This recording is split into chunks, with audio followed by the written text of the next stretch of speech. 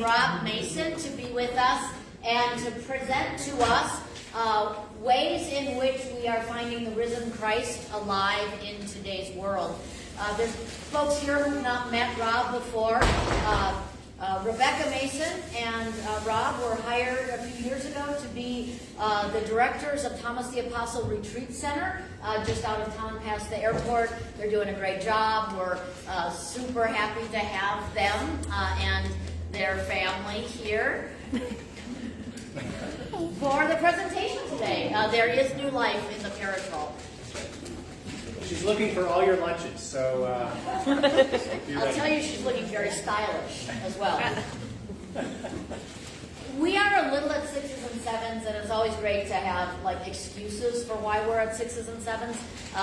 For all of us, we're celebrating or observing Holy Week, and a lot is going on during Holy Week. And for those of us in the Episcopal Church who have checked our email this morning, we just found the resignation letter from our bishop, who is not only resigning as Bishop of Wyoming, he is resigning from ordained ministry in the Episcopal Church. So the Episcopalians in the room are just a little scattered, I think, right now, that news coming to us this morning. So with that, I'm going to say it's great that we're learning places to find resurrection in our world today. So thank you, Rob, so much. Sure, yeah, thanks.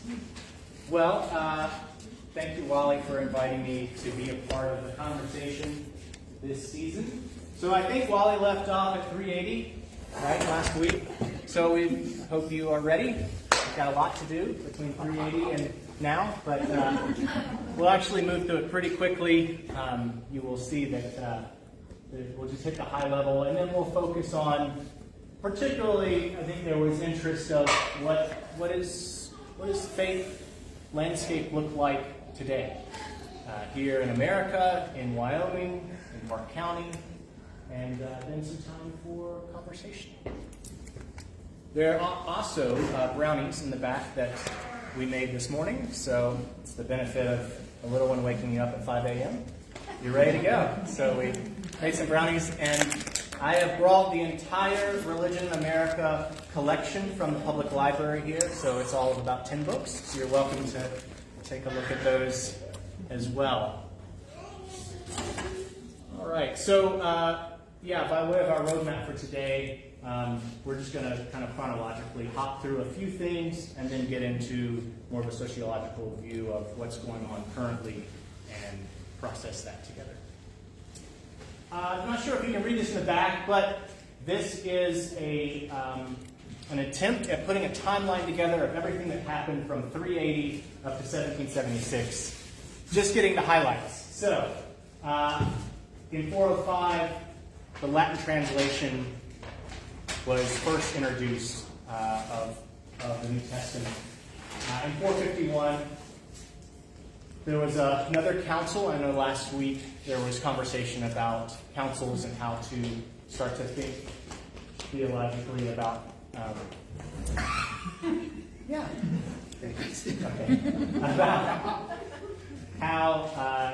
how do you institutionalize religion? How do you discuss issues of the Trinity? What is really the substance, and how are we going to agree on it or not agree?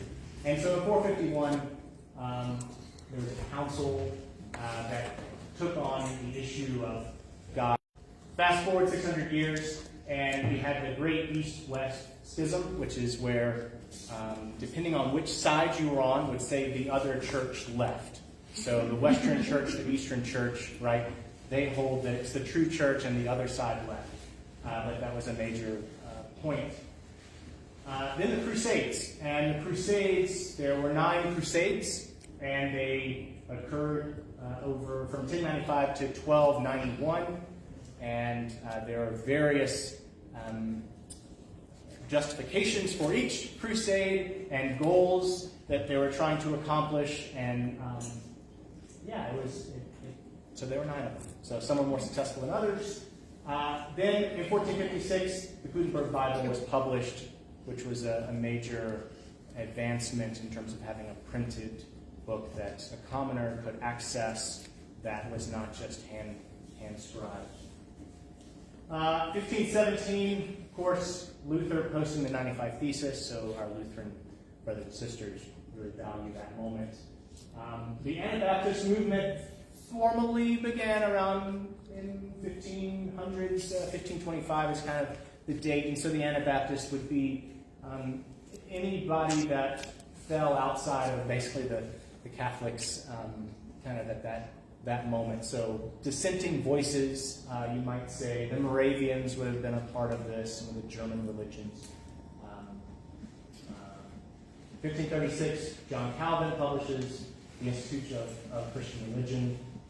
1545, Council of Trent. So this was the Catholics' formal response to the Reformation. What do we do with this? What do we do with all these people that are running amok and creating problems for us? Then 1611, publication of the King James Bible, which we all know was a very important moment for thinking about England, thinking about then the Bible getting into new spaces, English-speaking spaces, and interestingly how the King James Bible was then tied to the monarchy and tied to the use of religion as an instrument of the monarchy in leading. And then jump 100 years, and just kind of a bookend would be the Great Awakening beginning in the United States. And so you can see, I mean, in a kind of a messy but beautiful way, how each thing does build and was needed in order to get to the next step. And so where we pick up really is this Great Awakening moment, and starting into the birth of the American experiment of the U.S. and religion in America. Now, I want to start by setting the context of the Great Awakening by a beautiful hymn, and I know that there's a certain word that we cannot say right now. It is a beautiful hymn, Christ the Lord is risen today. We'll all sing it on Sunday. Written by Charles Wesley. And it was the most popular hymn that was sung during the Great Awakening. So if you think about hymns that might be sung now or in non-denominational churches, there are certain worship songs that are kind of all the time sung. This would have been maybe your altar call moment. This would have been a hymn that was present at every single camp meeting throughout the first Great Awakening especially. And Wesley authored 6,000 hymns in his lifetime, so quite a few. We'll talk about his brother as well. All right, so we might be able to say then that the theme of this early religion in America is the city on a hill, and you may recognize that term. You've heard that before from the Puritans. So the way I'm going to do this is quickly walk through just a couple of calling out some individuals and then an event.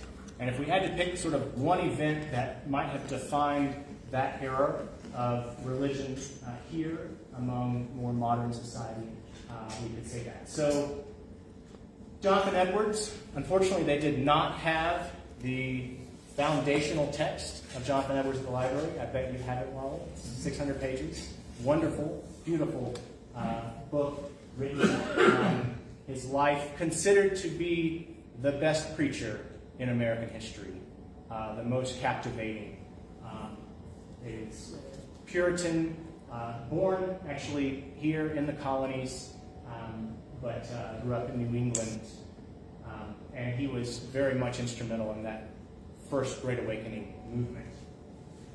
So then we might just hop down to George Whitefield, so English, okay, but came over and was also very much of the Puritan tradition and very involved in Great Awakening time period as well. Another monster would have been of the era, John Wesley, so the brother of Charles, and was the starting figure, we might say, of Methodism. And John Wesley spent a lot of time, interestingly, with the Moravians, and had a particularly profound experience in which his heart was warmed, and both he and his brother, and found this, we might say, now some of the terms, the way you use it historically may not be the same, but a more charismatic tradition at that moment in time. So, which is a lot of what this Great Awakening moment was about. And so the Moravians had a lot of that in their faith tradition. And so John Wesley spent time there with the Moravians, and then in Georgia, in Savannah, particularly early on before it was Georgia, right? Before it was just a colony. And then spent time here and establishing, he and a gentleman named Francis Asbury established lots of Methodist congregations throughout the Appalachian region and the South. And then Anne Bradstreet. So she's considered America's first poet.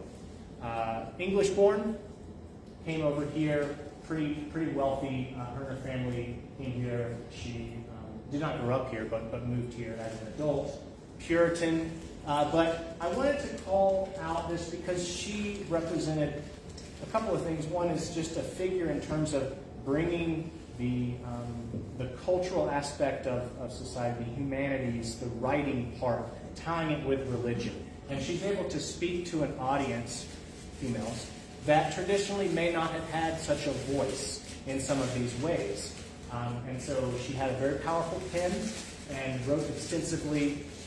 In some moments she was speaking at some of these early camp meetings and involved there, but a very devout Puritan. So these four do represent, institutional religion, but then a little bit of a dissension. So they're kind of breaking. They're doing things. They're pushing the envelope to get us away from the Catholic Church, the Anglican Church. Now, on the right, this is the event, and this is probably the one event that, arguably there's several in that century, but one of the main ones to point out is this Declaration of Religious Freedom. In January of 1777, Virginia decided to say, hey, guess what? We're going to break from the church. We're not going to formally say that we have to be associated with the Anglican Church or with a church. Our local communities, our people, they can do as they please. And that was authored largely by Jefferson. And in fact, it's one of the three things that's on at his grave that is one of his signature contributions to society. So you might say that Virginia took the leadership in thinking about how this new world was going to operate independent of a tie, a bit of a separation of church and state, or maybe we could say a smaller wall between church and state that you could step over. So we pop into the 1800s, and I would just call this the Manifest Destiny, which we all know about that. We romanticize the American West. We think about folks coming and conquering and doing their thing. Good and bad. In terms of, for this, there's a couple of figures here to call out that are important to the development or the further development of religion in America and to those other voices that are coming. So Alexander Campbell, English born, came to the U.S., became the founder of Disciples of Christ, Church of Christ, starting that tradition.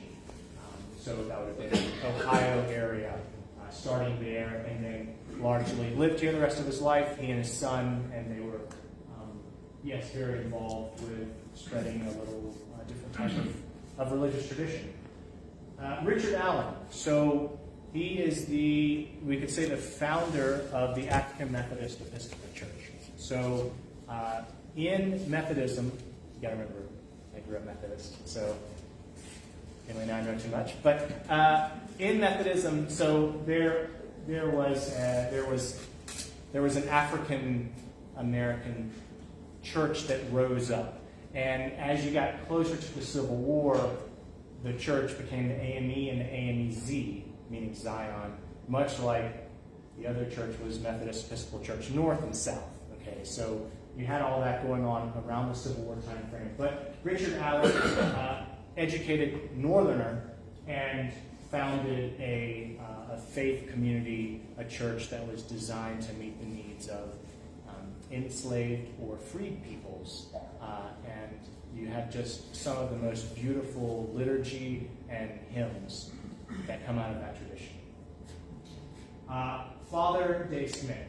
So you may have heard this name before. Treaty of Fort Laramie. He Catholic priest, but he was essentially the trusted ally of so many Native nations. They found a voice in him that he would articulate their needs, their desires, and so he was involved in both treaties there at Fort Laramie and all throughout the eras of the 1840s to right up to the time of his passing, of being able to really advocate for the needs of indigenous people. And he lived largely in the central, the plains, Mountain West area. And he's buried here in Wyoming, right above Buffalo, so on a lake there. And then Brigham Young. So I did not put Joseph Smith, but I put Brigham Young because Brigham Young was probably more associated with the establishment of the LDS Church in terms of coming to the Promised Land, being Salt Lake Valley, establishing that, and then sending out to plant all these states. And so, in total, you've got voices here that are representing different needs of a growing nation that's coming, a nation that's moving west, a nation that's grappling with the messiness of what to do with those that were here long before us. And if we think about an event, particularly at this moment, it's this kind of the first and second Great Awakenings. There was only a few years apart. It was about 10, 15 years that scholars would say apart. But the Cane Ridge Revival is kind of the gold standard moment of a revival. 20,000 people showing up at a camp meeting for 15 days in Kentucky, in the hills of Kentucky, committing their life to Christ, really getting this spirit-filled energy to go back and do whatever form of ministry they're doing back home, be it institutionalized or not. And so, I thought those would be important just in terms of American religious history for the 1800s. So then jumping into the 1900s. And this is where the church takes a little different calling.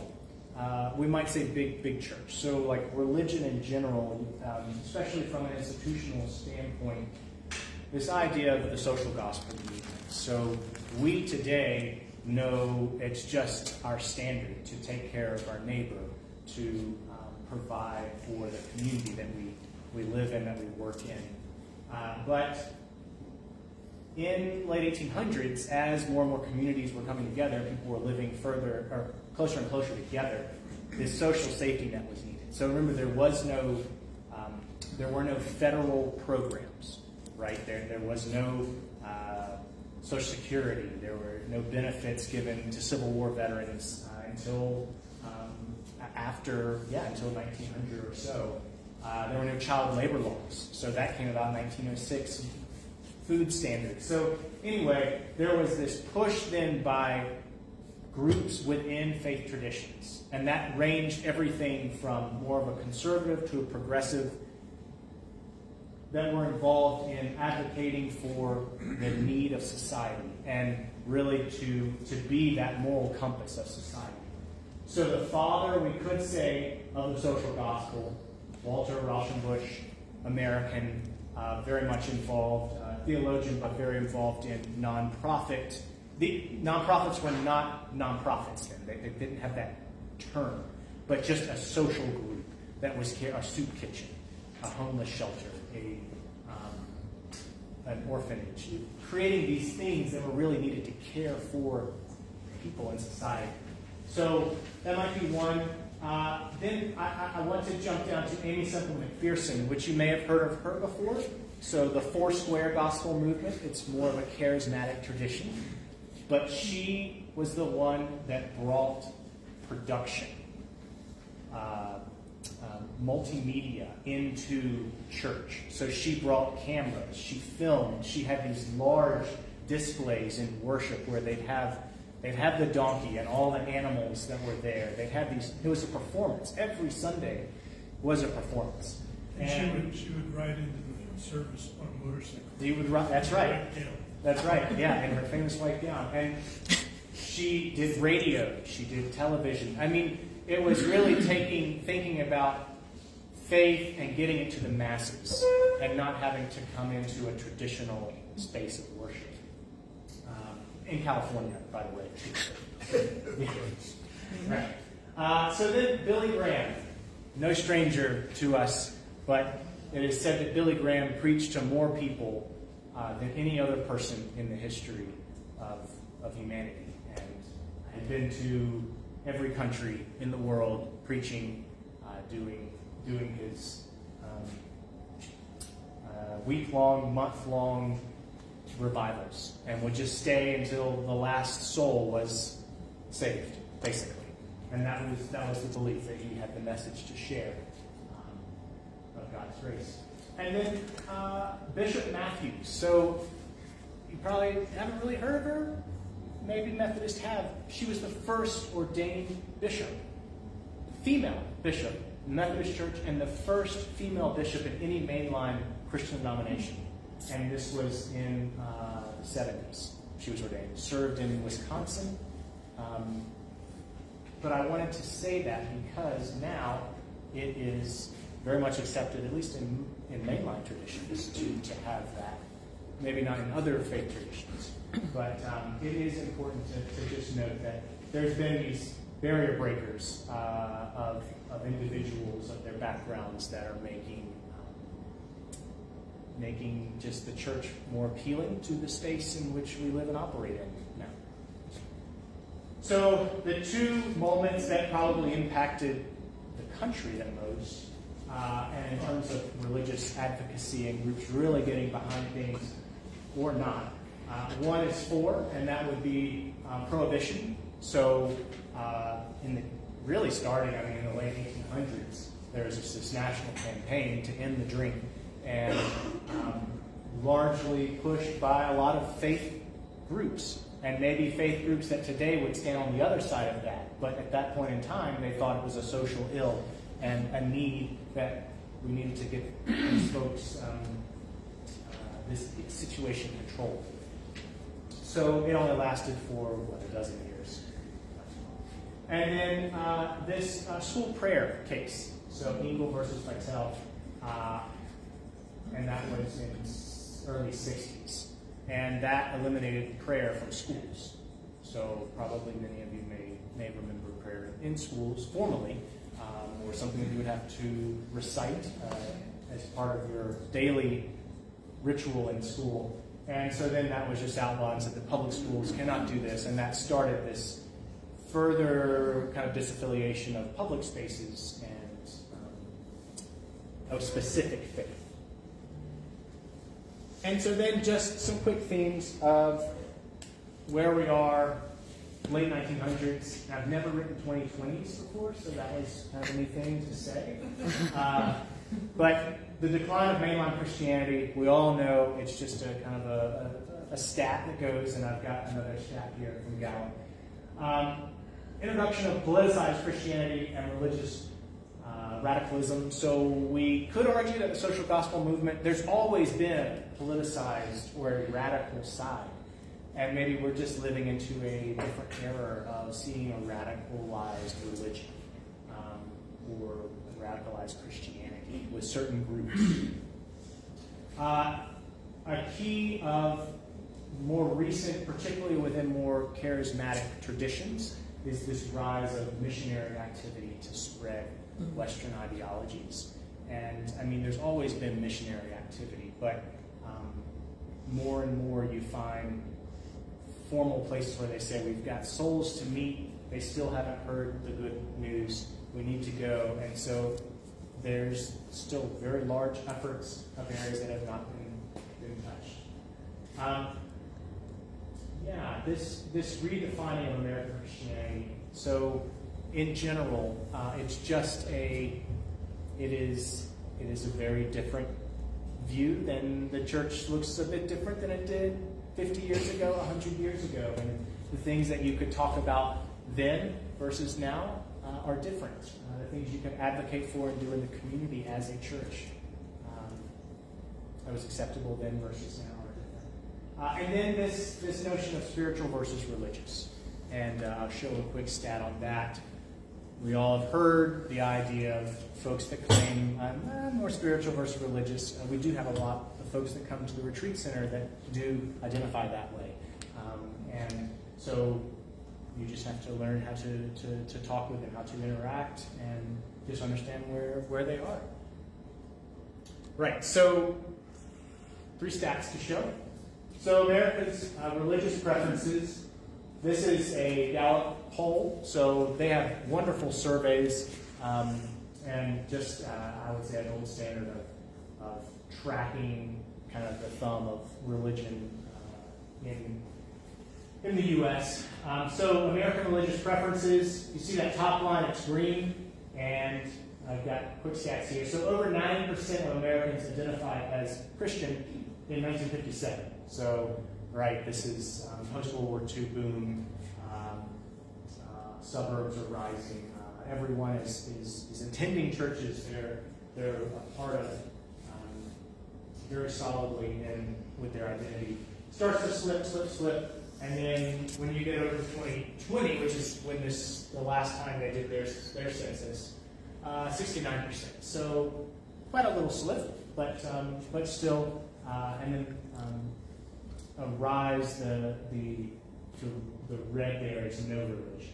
So you see the 20. It starts out at kind of a 0-ish, 1 bordering, and then it's up to 20%. So folks kind of formally identifying that way. U.S. church membership, kind of the same story. So looking at from 1937 to 2021, you start at 73% in right before the Second World War. It bumps up in the 50s, comes down, bumps up during the Reagan era, and then kind of starts to go on down. It's down to 47% of folks that claim to be an affiliation with a formal church or institution. And that's not just Christian, by the way. So there's small letters here, but church, synagogue, mosque, or temple. So we could say committed folks, right?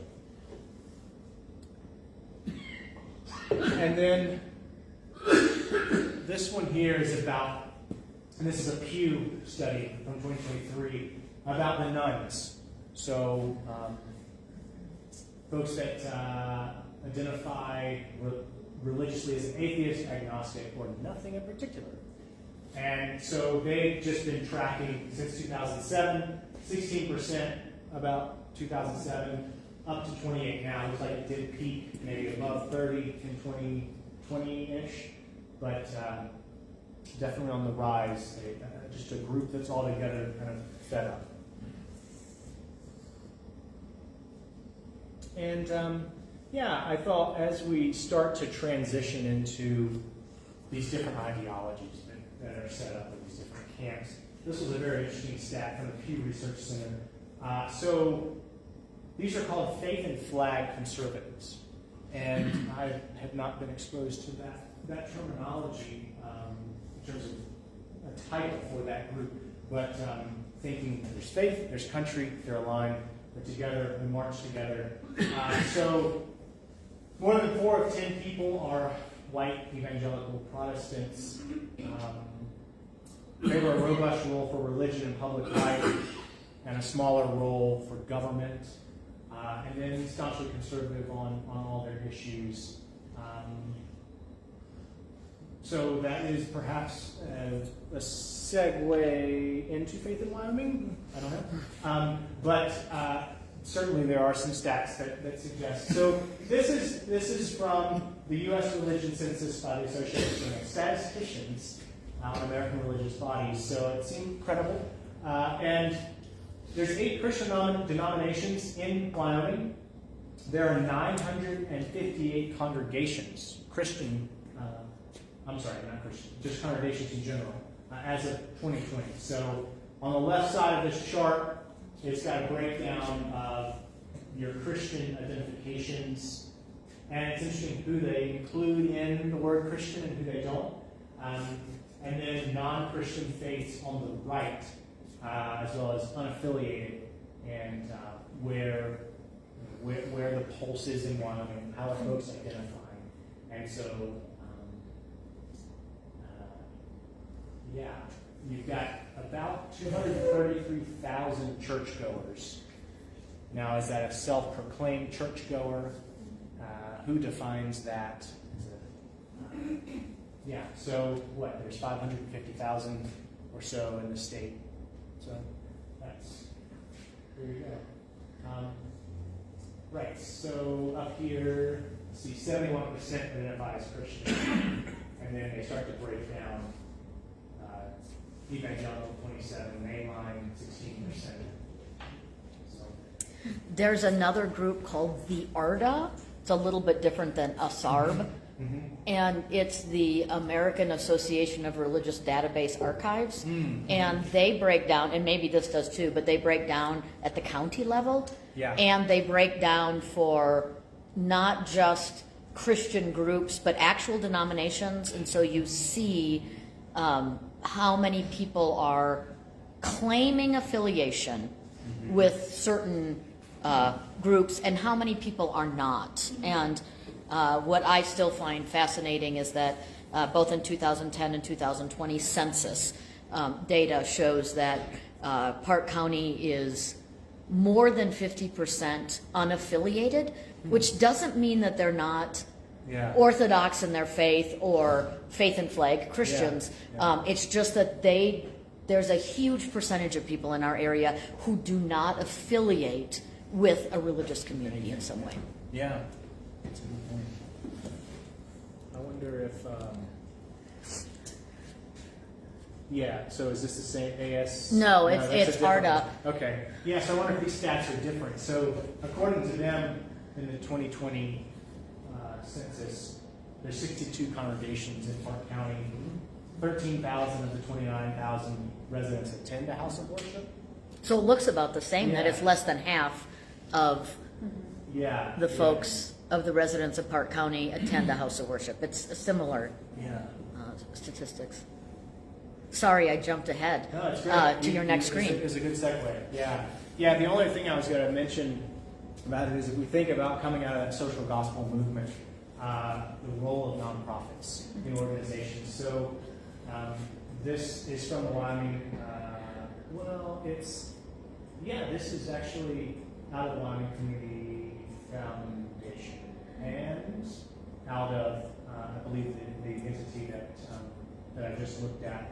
But one of the stats, so 1.97 billion nonprofits in the U.S. Of that, 1.48 are 501c3s, 154,000 Christian organizations, and then this is from Wyoming Community Foundation and Wyoming Nonprofit Network, but 250 religious Christian organizations in Wyoming. And then I thought about, just as a way to tell you still kind of that powering force of like the Catholic Church, and we think about the church, they still own 177 million acres around the world. So there's articles that you read where it says if you want to talk about the force of good, think about what they could do with those pieces. You could plant trees, you could do things that are committing to your community in ways that maybe they're not doing. How do you preserve them? So 30,000 properties in the U.S. So it's them, it's McDonald's. They're the biggest landowner, because that's McDonald's, right? They're in the real estate business. They're not in the burger flipping business. Yeah. That was a bit of a digression there.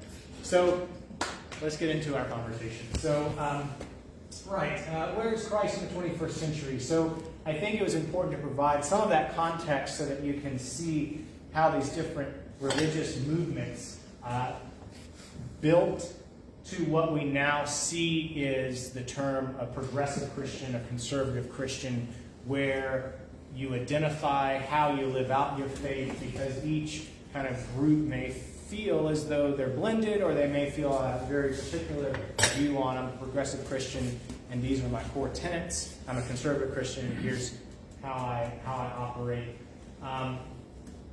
Your engagement with the public square, and how you are a part of your local community, your state, your national community. Christian nationalism. So this was an interesting question that Wally did pose to me. What are Christian nationalists? What are they doing? Who are they? I think we hear lots of things in periodicals, on the news.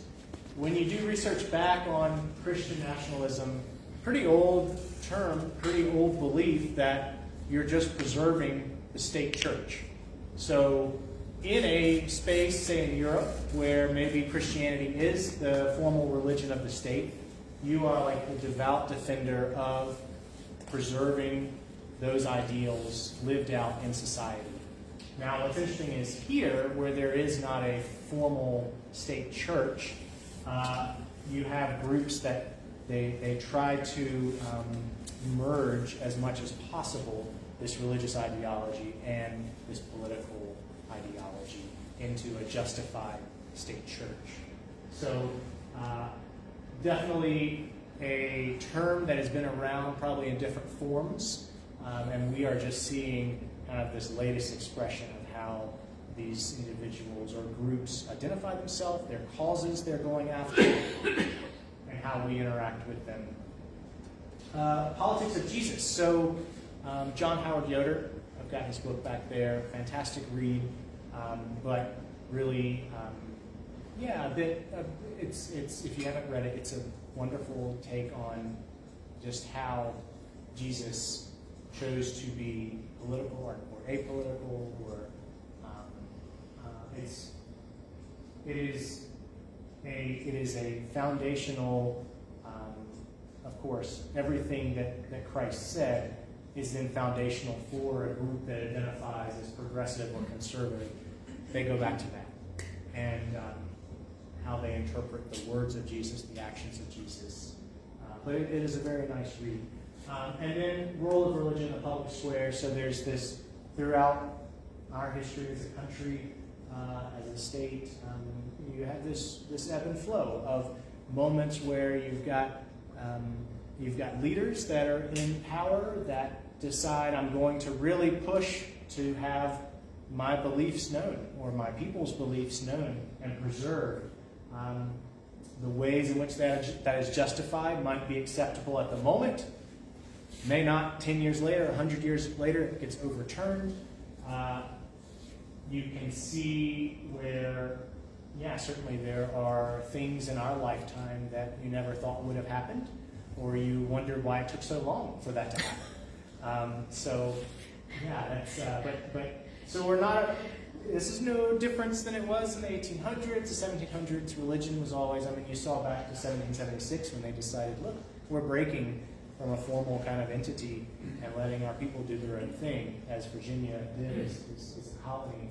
And started then, and it's continued on to present. And there we go. Now we have conversations.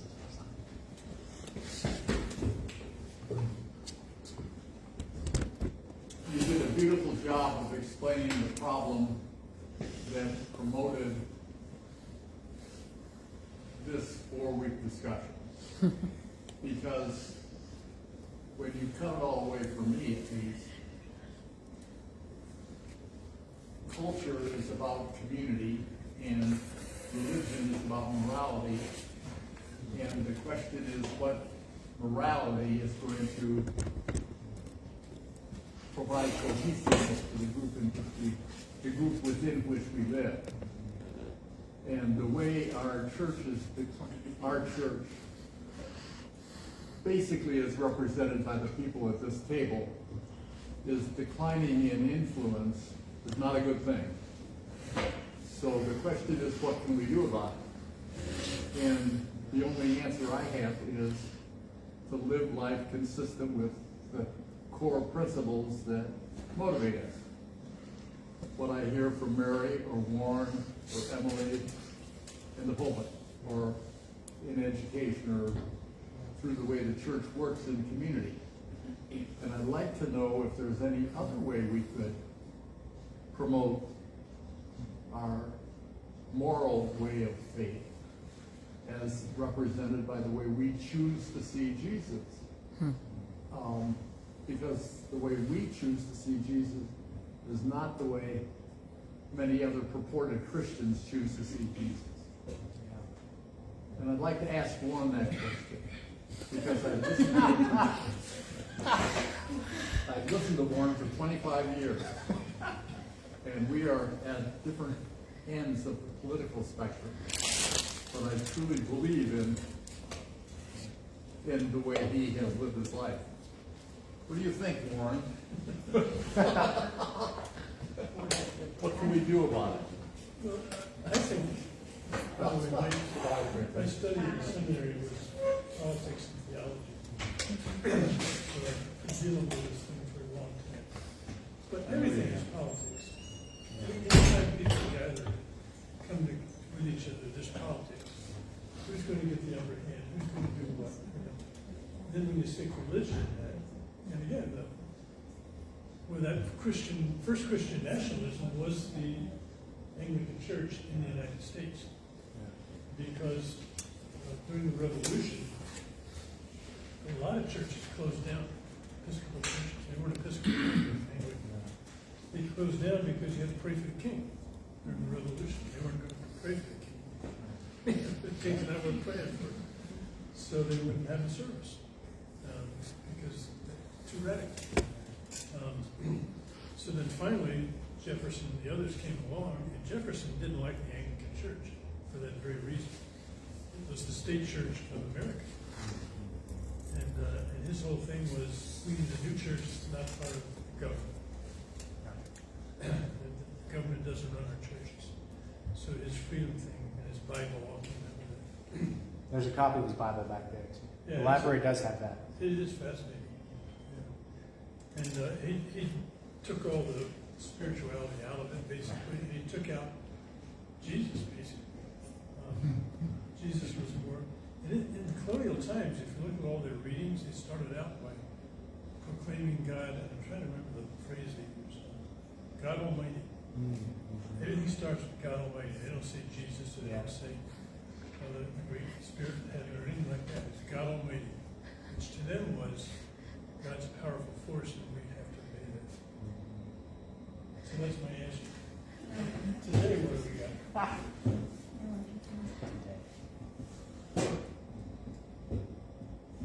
And the Methodist Church, you all know I wrote a book about this.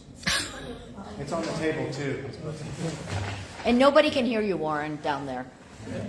And the Methodist Church, where that break came with the African American, it was in a Methodist church where slaves or ex-slaves, free people, would go to the services. One day they decided they had enough of this because they were being discriminated against in the Methodist church. So they all showed up in the main room, and ready to go. And then the white Methodists came in and supposedly didn't like it. And that's when they came to the balcony. And finally it was Alan and, remind me, Mary, who's our Episcopal over here? See, I know, it's happening. It's happening to me. Yeah, these are saying to do the same thing, and they were together. No, it's the African American who was the first African American priest in the Episcopal Church. He's celebrated his name. Anyway, It's not Absalom Jones, is it? but anyway, Absalom Jones. Bingo. Absalom Jones. Thank you very much, Miranda. Prayer book nerds.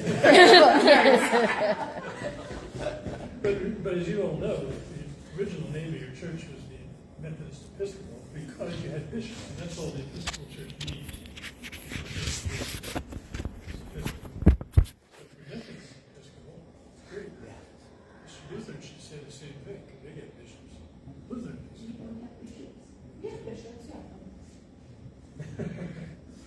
yeah, they come in a little different way though. Very backwards. So does that sound good? I knew you'd have an answer. Oh, yeah. Especially when you're here.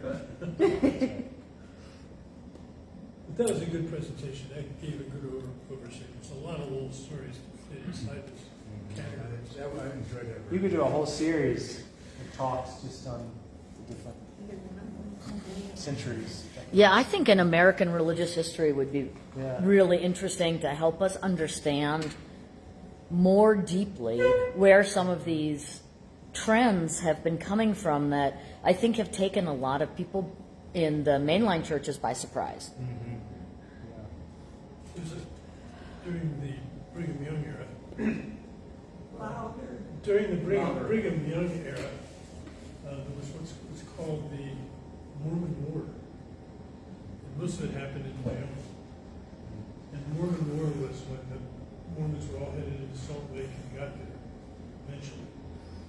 But this was their way to escape mainline Christianity and the government and everybody else. And so all the battles that were in the Mormon War were over near Farson, because they won their way to Utah. And the chaplain for the U.S. Army in that war, who came to sort of put him in line, was Father DeSmith. But he never got there. He never got there. He was appointed by the government to be the chaplain to go get the Mormons. He's very trusted by the government and others. In my view, we're looking at the hole in the donut when we are concerned about the number of people who aren't going to church anymore. That's not my issue. My issue was what is the influence of the church on the community within which we live, and how can we promote those moral values that allow us to continue to grow in strength together. For me, the Testament, the Christian Testament at least, is all about community. Got it all the way. That's what we're talking about here. So how can we promote our morality as the way we have been taught to think about the Christ story in a way that helps build that community? Well, I think there certainly is a reason to be thinking about the waning influence of progressive Christianity as understood by mainline denominations, in part because there's this growth of the NONE nuns, but in larger part, I think it is because there is this growth of the Christian nationalism party, if you will, that is many different Christian groups saying, yes, we should be community. They're about community too. But they're about, I would say, a uniformity of belief as the basis for community, whereas most, I think, more progressive Christians have more of Paul's body of Christ image of how do we build community, is that we come from different places and we're all sort of different, and when we come together for a common purpose, that is what builds community, not that we started being the same. And just from what I experienced from some Christian nationalists at the legislature this winter, there was a lot of, if you are not aligned exactly point by point with everything I go for, I am going to cut you off. And you don't belong in the community. It's just a very different way of thinking about community. And I am wrestling in my own heart with your question of, I do believe that the more diversity of community coming together in that love your neighbor, not because they're the same as you are, but because they are different. And that builds this kind of community that is the community that I value. And I am wondering how it is in the face of, at least at the legislature, as a tiny little chirpy voice that I felt that the Christian nationalist voice in the legislature was strong and aggressive and even bullying. And how is it that you respond to that? And that's actually what I want to know from you. That's what we want to know from everybody. We just had a discussion at the library on this subject, and we were really smart and said a lot of clever things, and it ended up being meaningless because I don't know, Wally, you're the moderator of that, but we don't know how to do that, Mary, but you have certainly identified the problem. Well, it's even more complicated Yeah. because we're at an age, for the most part, several exceptions, Couple, 4 or 5 otherwise people. but we're at a point where our engagement in the politics of cultural identity is gone. And so what can we actually do? And my conclusion is live our life consistent with the moral values that we've been taught during the multiple generations we lived.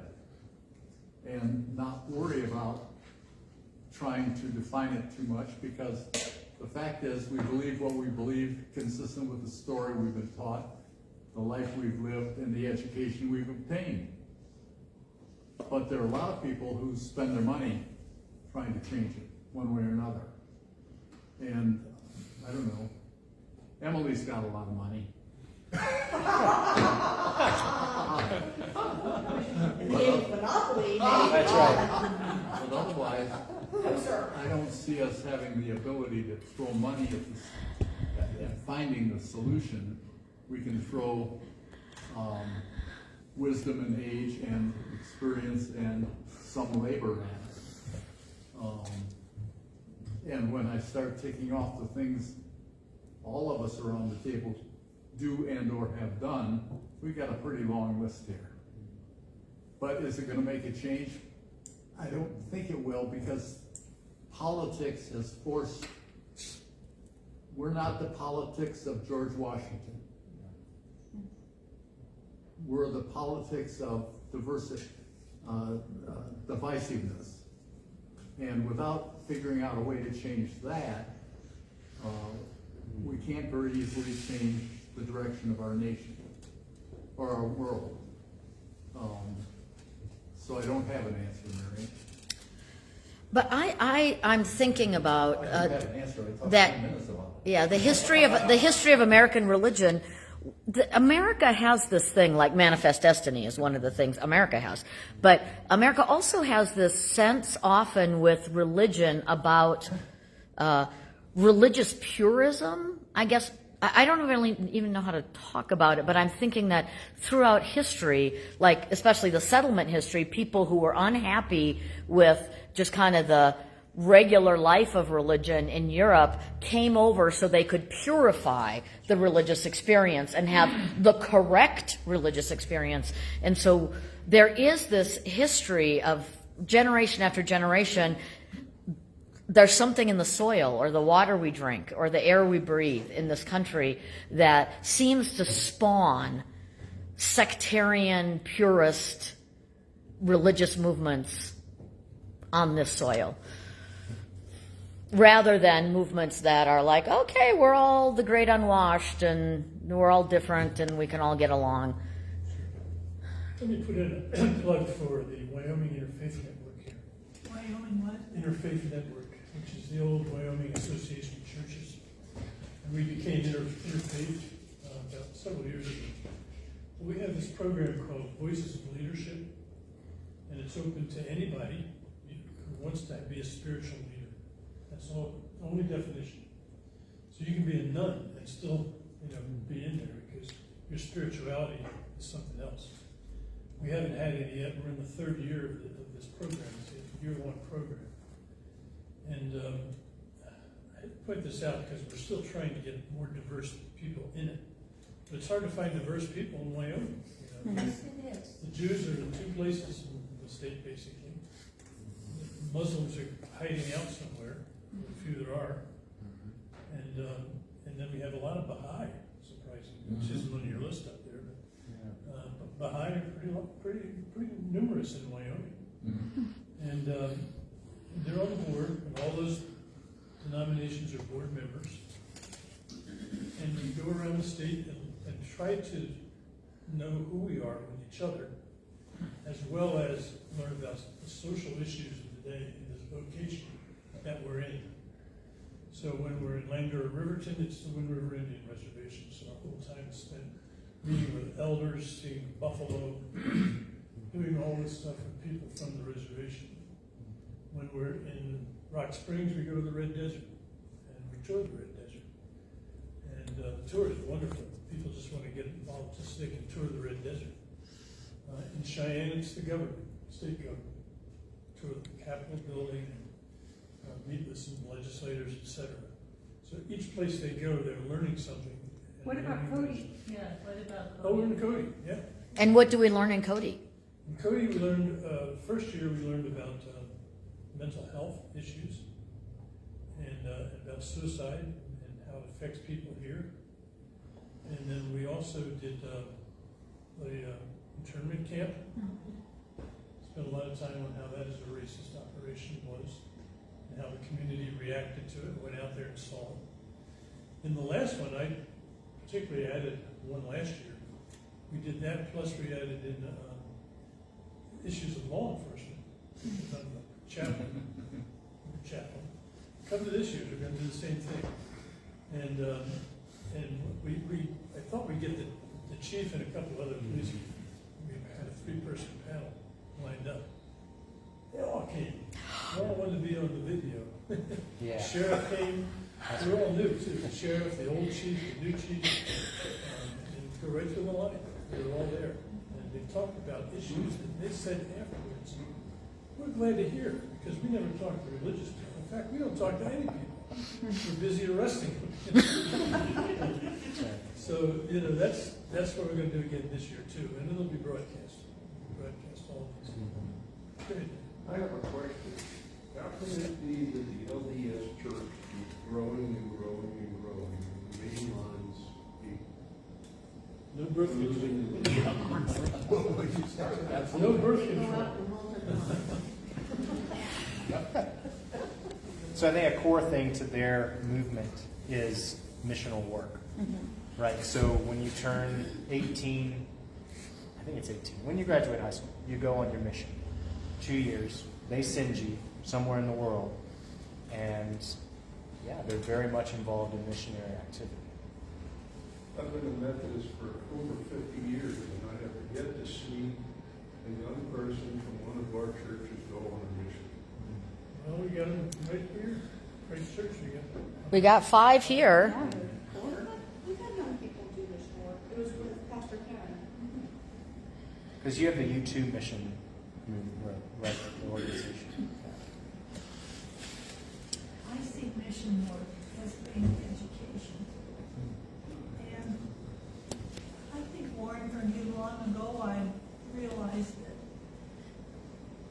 or maybe it was the Kellers, that through the Episcopal Church, it was the educated people, and that came as you were educated, you,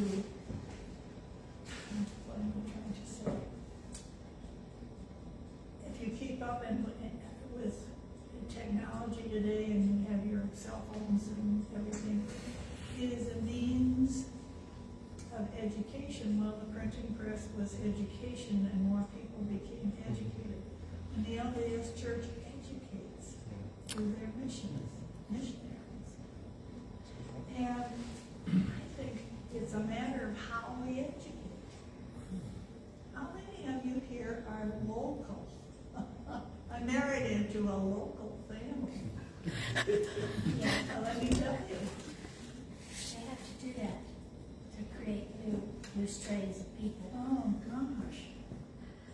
In the Catholic Church, there's a lot of missionary work. My son went to Africa for 6 months with a group of Notre Dame nuns and worked in villages, building water trenches and water. He used his engineering degree to do that. And then another side, my Catholic family, there's a Jesuit year-long missionary work that individuals do, not groups. And so they would go by themselves to a place for a year. I have one cousin who just came back from Peru.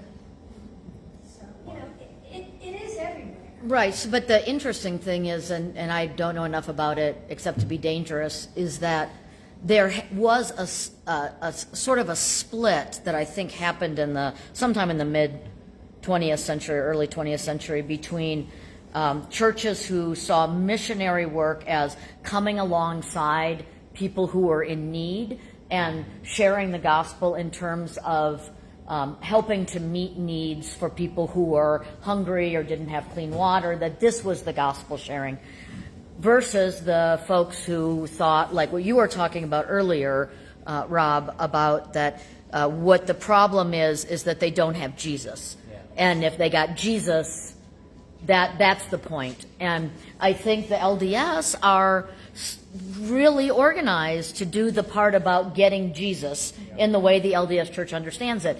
And if you have 40% of or that's not 40, 60% of your population in Park County that is not connected with a church, I am guessing a lot of those people are feeling lonely, and if we say mental health is an issue, maybe they're feeling unloved. Somebody comes to their door and tells them that God loves you, come join our church and we want to love you. Now, they're not going to convince all 40% or 60% of the nuns, but they'll convince a few, and we're not set up with missionary endeavors in that way. And I'm not sure we want to be set up for missionary endeavors in that particular way, but I think that's a piece of the difference. Well, that is not what I would necessarily call education. No. When the missionary comes to the door and says, Jesus, that just turned me off so fast. And I think that is turning people off today, is they don't know about this Jesus, and it's a threatening place. If I have to believe all these things, I don't want to be part of that. Going back to let's find who we are. And that's what we've been doing here, that I am getting. And you have to be who you are. If you don't know who you are, you're just lost. Jesus isn't going to save you. Gosh, you have that from mother and dad and everybody else. Jen wants to say something. No. I am not. Pastor Mary is exactly right, because Carol's sister and her husband were strong Methodists, and they lost a child in 3 days due to rice syndrome. And it was an Mormon church. A little louder. It was a Mormon church, and they stepped in and did everything. Carol's. They were building accepted. Wow. And I see two connections. In the LDS church, when someone's in trouble, they're all in trouble. They take care of one another. And the Jews are the same. When one Jew is in trouble, the whole community is in trouble. And they take care of one another. And I'm not saying we slip on that, because I think we're involved in doing good churches here in Cody. But they seem to take it a step further. When I'm talking about missionaries, I'm not talking about 25, 30-year-olds. I'm talking about 18-year-olds. Instead of putting their careers first, they go out on a mission for 3 or 4 years. And they go out on a mission when they're own pocketbook. And I just don't see that in the mainline church. Well, the good news, bad news about a sectarian organization like the LDS Church is there are strong and deep bonds among members of the church because they live only in and for the church. And so you have in a sectarian organization rather than a church-type church, it is a lot closer. People are willing to sacrifice a lot more.